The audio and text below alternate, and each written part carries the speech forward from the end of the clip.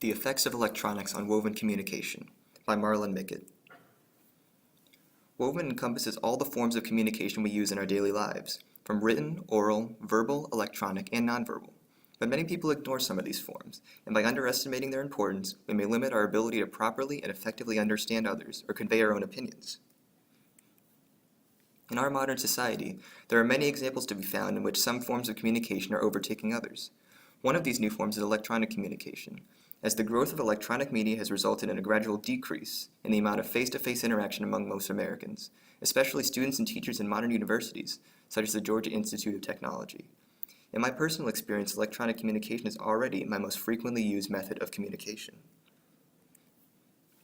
Although the average free time of the world's populations have steadily increased over the previous decades, our perceived free time has decreased with the increase of wealth, as our potential options for using our free time have grown exponentially, according to a study by The Economist.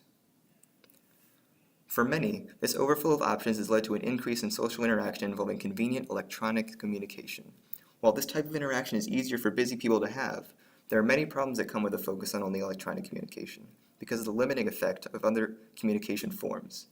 These problems can range from a decreased ability to perceive forms of nonverbal communication and a decreased effectiveness of valuable oral communication in everyday life. According to a communication study by Dr. Albert Moravian, visual and oral cues were much more effective in deciphering the meaning of words and sentences in face-to-face communication than verbal cues, showing the limitations of direct electronic communication.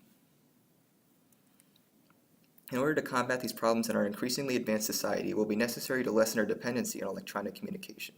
By participating in activities that incorporate all forms of woven communication, members of society will learn to effectively communicate their ideas.